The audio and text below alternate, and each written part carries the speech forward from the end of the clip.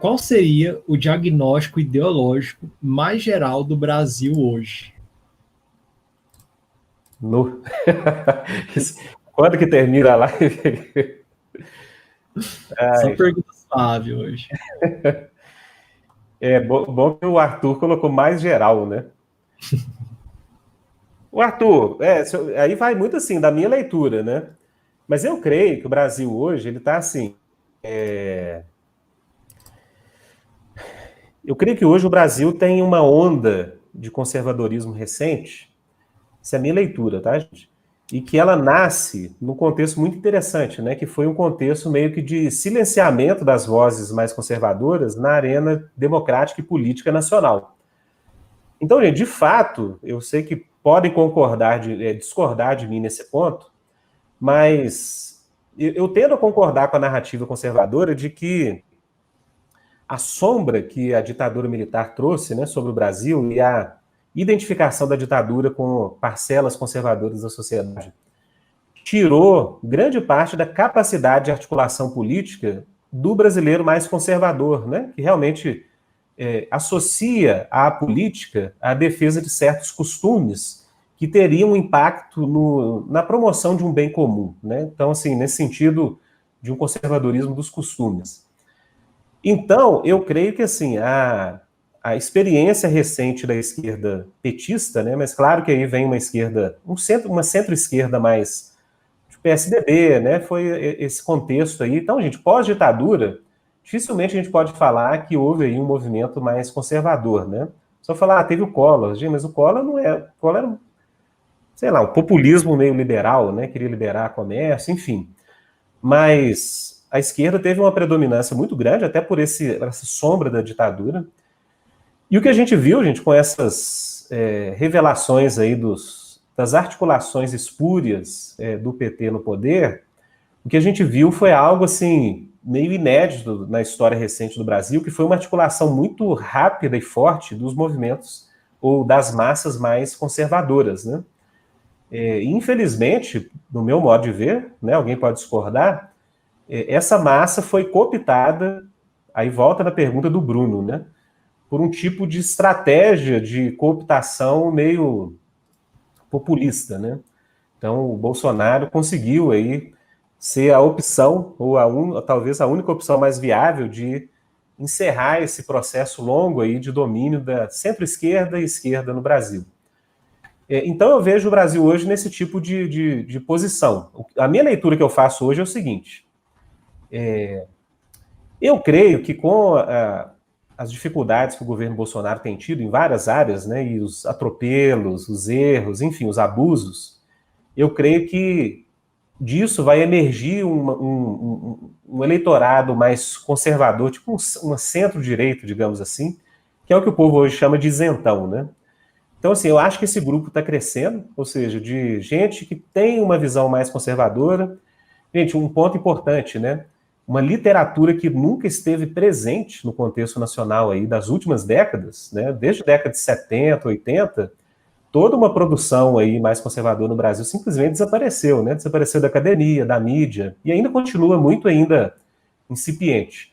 Mas houve essa popularização de boas obras, bons autores, referenciais, né? Então você pega um Mike Oakeshott, um Roger Scruton, um Edmund Burke, né? Um Yuval Levin, enfim, muita gente boa no campo conservador foi publicada em português. Isso gerou aí uma capacidade crítica de articulação do discurso político conservador.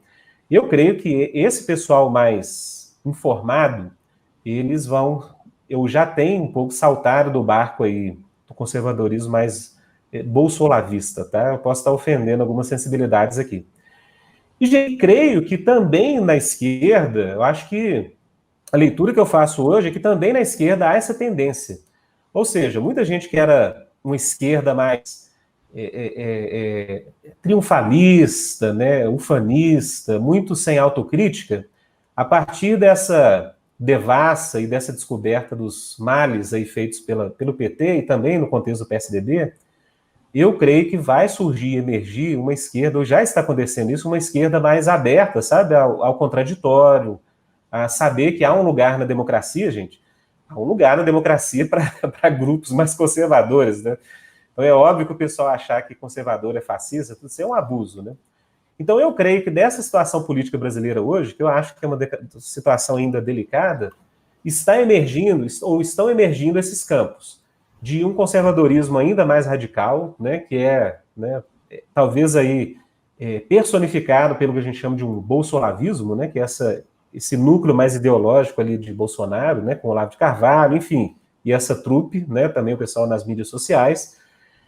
Há na esquerda ainda um grupo mais Lula livre, né, aquele pessoal que assim, não, foi injustiça contra o PT, foi injustiça contra Lula, a gente tem que Lula lá, né? Então, assim, claro, gente, eu posso estar exagerando aqui de novo, ferindo sensibilidades, mas eu creio que existem esses dois campos aí mais nos extremos, mas por causa da frustração de uma esquerda mais autocrítica e da frustração de uma direita conservadora mais autocrítica, eu creio que esse centro aí, né, pegando um pouco o centro-esquerda e centro-direita, ele vai se tornar mais robusto, e já está se tornando mais robusto para os próximos anos. Ora, gente, tendo dito isso, eu acho que, em termos de democracia, se a gente conseguir defender as instituições democráticas, defender liberdades, né, ter justiça, né, gente, no tratamento, tá, é fake news, mas é só da direita, cadê o pessoal da esquerda? Então, assim, ser mais justo na vigilância contra as ameaças à democracia, eu creio que o contexto democrático do Brasil, ele está se enriquecendo, mesmo. Eu creio que é enriquecimento.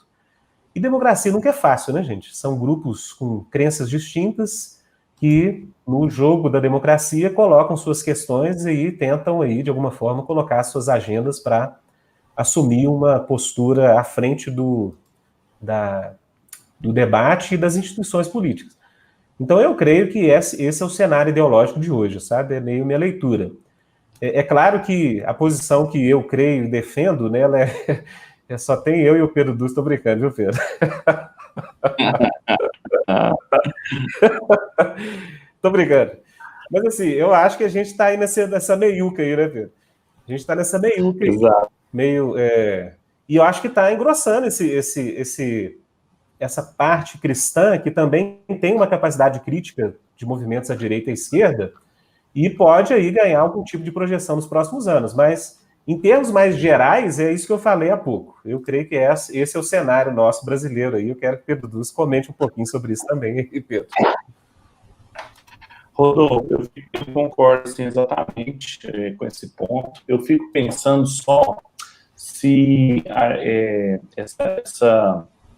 houve uma articulação que é inegável, por exemplo, com o Olavo de Carvalho. Eu tenho ficado muito atento ao Olavo e o que ele fez assim, nos últimos 10 anos, né?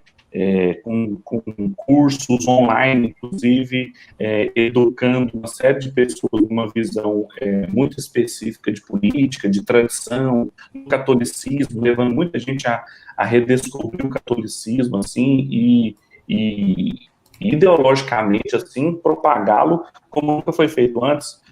E eu fico pensando se também, além dessas coisas mais pontuais que você mencionou, publicação de autores conservadores que estavam longe, assim, da academia, eu mesmo fiz filosofia, tem mais de 10 anos que eu estou na faculdade, e, assim, a gente não estuda os conservadores, mas não é porque eles são criticados, eles são tratados como não existissem.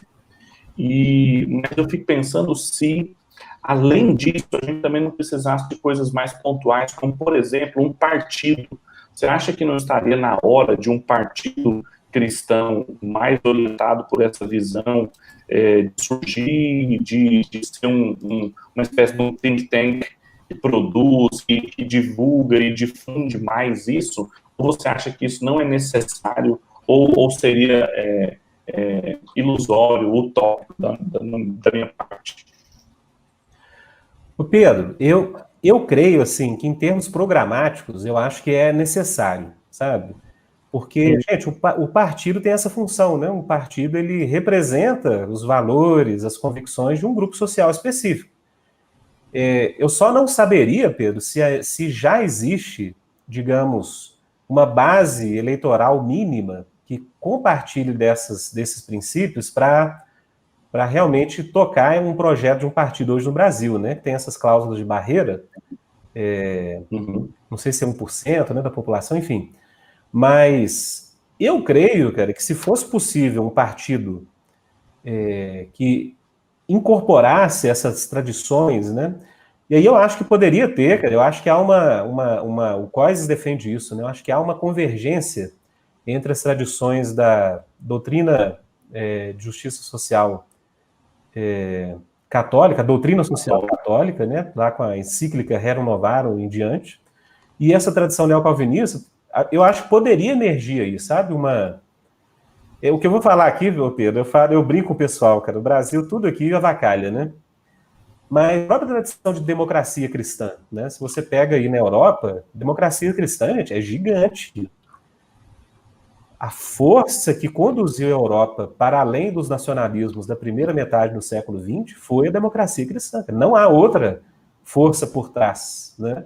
Então, se o projeto inicial de comunidade europeia, né, de uma base internacionalista para as nações, para romper essas cadeias do nacionalismo extremo, a próprio conceito por trás da ONU eram basicamente políticos cristãos, democratas cristãos.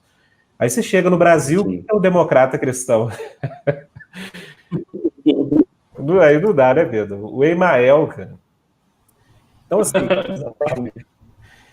eu acho que uma articulação nos moldes de uma democracia cristã clássica, tá? Porque a democracia cristã recente na Europa meio que perdeu muito da identidade. Mas, assim, remontando a políticos assim como Helmut Kohl, né, um alemão, e a Angela Merkel é democrata cristã, mas hoje está mais nessa linha de uma democracia cristã mais secularizada, né? Mas eu acho que algo nesses termos daria para produzir uma convergência entre um grupo bom de cristãos. Então, assim, eu acho que o papel, Pedro, no meu ver, seria mais de testemunho, presença fiel e de um anúncio profético, sabe? Então, assim, aqueles grupos que não veem seus valores representados no que está aí poderiam ter uma opção, ainda que não tivesse, digamos, um peso muito grande na política nacional recente. Mas eu acho que é fundamental. Acho que um partido é um caminho para se pensar aí no futuro, sim. Eu não sei se hoje a base concreta para ele emergir estaria dada, sabe? Sim, sim, concordo.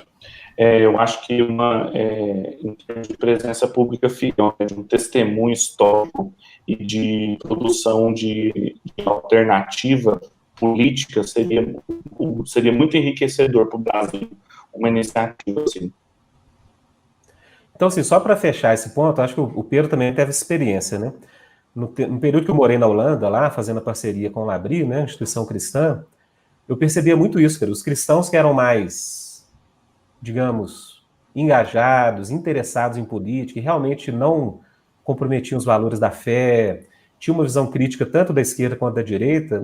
Esse partido que carrega o legado de Kuyper, né, que é a Christian Union, mas tem lá também o Christian Appeal, né, tem ainda a PDA de alguma forma, mas eu percebia isso, Pedro, o pessoal lá tinha nesses partidos, mesmo pequenos, cara, um alento, sabe? E eles realmente se viam representados ali. Então, acho que isso falta, e talvez o caminho realmente seja esse, seja um partido. Eu acho. A vinda do Royal Kuyper aqui no Brasil e as histórias que ele contava eram muito nessa direção, assim, como eles marcavam uma presença nas discussões, eles ocupavam algumas cadeiras, ocupam, né, algumas cadeiras lá no parlamento, então assim, isso é importante para as discussões que eram feitas ali, para alternativas que eram postas. O próprio livro do Kuyper, ele escreveu o Capital Moral enquanto ele estava eleito, assim, estava em exercício, né? Isso é muito significativo, né? Vir de um senador um livro daquele. Muito. Não, e um exemplo assim recente aí é o Balkenende, né? Que parece que ele veio do Christian Appeal, né? Ele não era da Christian Union, mas foi um primeiro-ministro holandês que exerceu seu mandato de 2002 a 2010, ou seja, ele foi reeleito, muito bem avaliado até hoje, e é um caiperiano, cara, professor de teoria social cristã. E num país igual a Holanda, imagina os temas que o cara lida lá. É de eutanásia, aborto, droga, prostituição, e o cara tava lá, um crente caipiriano, primeiro-ministro, e conseguiu conduzir o país aí um bom tempo. Assim, é um exemplo de uma sociedade secularizada em níveis avançados, né? Coisas que a gente nem tem aqui, e o que nos daria mais margem de manobra para fazermos determinadas argumentações, encontrarmos ressonância e cobeligerância com outros estratos da sociedade, mais conservadores, católicos. Uma questão, assim, boba, muito boba, mas que mostra a falta de articulação dos conservadores brasileiros, é a pauta do homeschooling. Quantas famílias estão desesperadas para isso e poderia se pensar uma parceria de iniciativa privada com institutos educacionais para se produzir bom material para alimentar aí umas 100 mil famílias. Imagina o poder de conexão disso. E não tem nada, isso não está sendo nem discutido direito aqui no Brasil. Só fica importando os modelos tratados americanos. Então, assim, nós somos muito desarticulados. Muito desarticulados. É verdade.